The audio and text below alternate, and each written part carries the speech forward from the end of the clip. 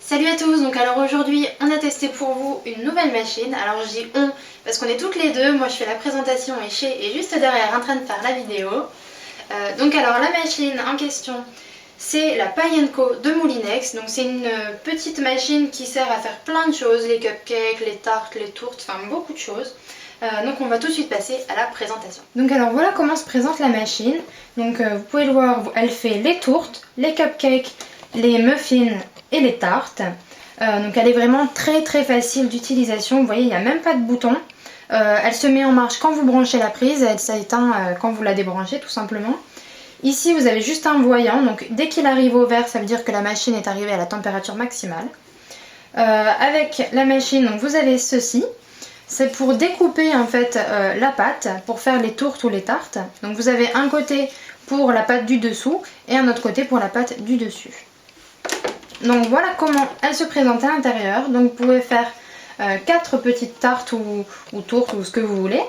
Elles sont quand même de taille plutôt raisonnable. Pour 4 personnes, cette machine convient vraiment très bien. Donc voilà, la présentation est terminée. Maintenant, on va pouvoir passer au meilleur, à la recette. Donc je vais vous préparer 2 recettes. Donc comme on a 4 moules, on va faire 2 recettes salées et 2 recettes sucrées. A tout de suite. Donc alors on va commencer par la recette salée. Donc pour ceci, vous aurez besoin d'une pâte feuilletée, du roquefort et d'une poire. Pour la recette sucrée, vous aurez toujours besoin donc de la pâte feuilletée, du Nutella et d'une banane, ou alors vous pouvez mettre ce que vous voulez, des poires et tout ça. Nous on avait envie de mettre une banane. Donc alors on a déroulé notre pâte. Maintenant on va découper les ronds. Donc je vais faire 2 tourtes et 2 tartes. Donc pour les tourtes on aura besoin de 2 gros ronds et 2 petits, et pour les tartes seulement 2 gros ronds. Donc on va commencer à faire les ronds.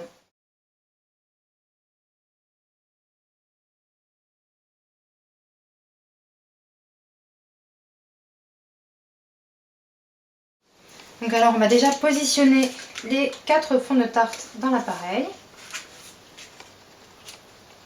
Donc l'appareil n'est pas encore en marche, hein. On le mettra que quand on aura mis les ingrédients dans les fonds de tarte.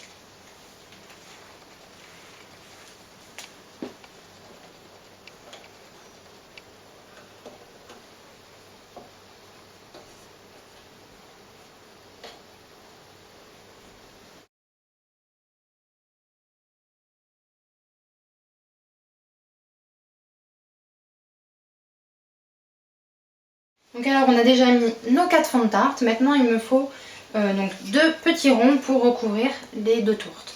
Donc je peux déjà en faire un ici. Donc on prend bien l'autre côté, le côté plus petit. Voilà, j'en ai un. Et avec le reste de pâte, je vais le réaplatir et refaire un autre rond. Donc voilà, j'ai aplati ma pâte. Je vais pouvoir refaire notre petit rond. Et voilà.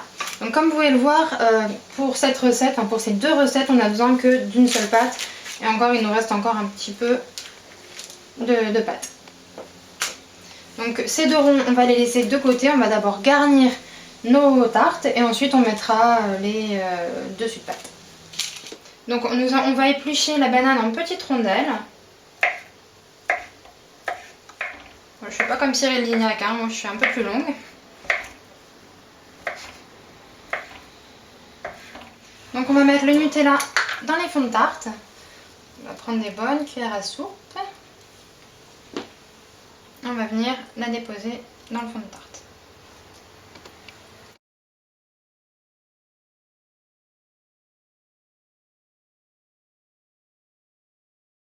Voilà, et maintenant on va y mettre donc les bananes en rondelles. On va essayer de faire un truc un peu joli. On va les mettre en rond.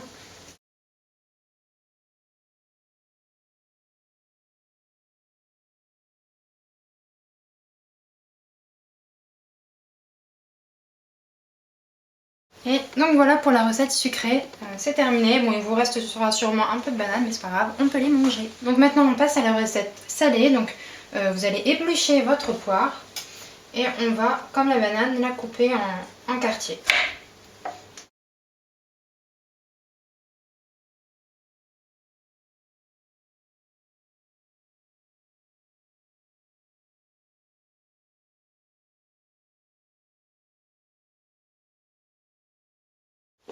Donc cette fois-ci, je vais mettre un peu de roquefort dans le fond de ma pâte.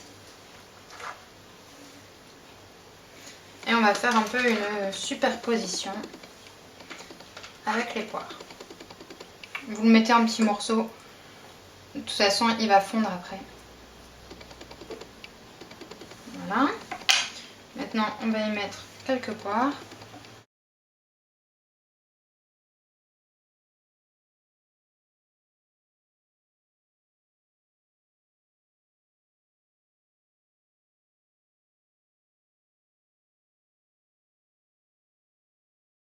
Voilà, maintenant donc pour les tourtes, on va récupérer les petits ronds qu'on avait fait tout à l'heure et on vient les mettre par-dessus.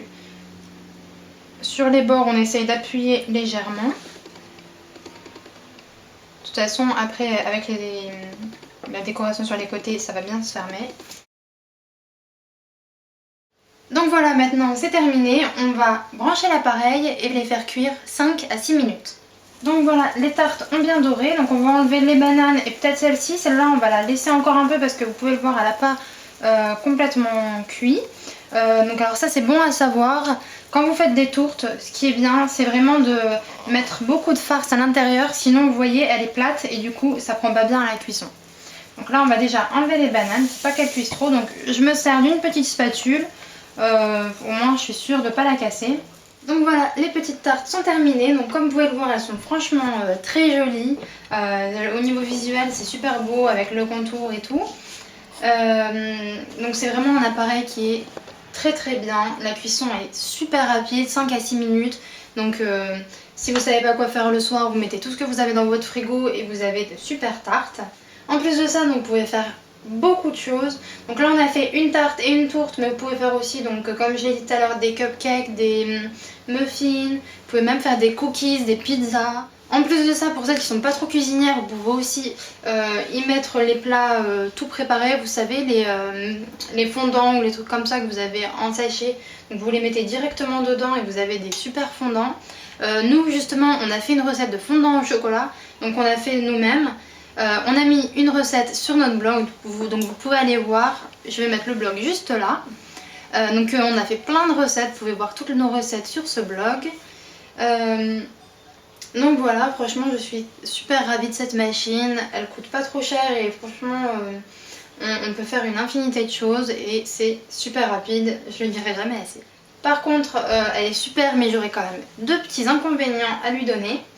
Premier inconvénient, je trouve que elle se salit quand même assez vite. Je sais pas si vous pouvez le voir ici.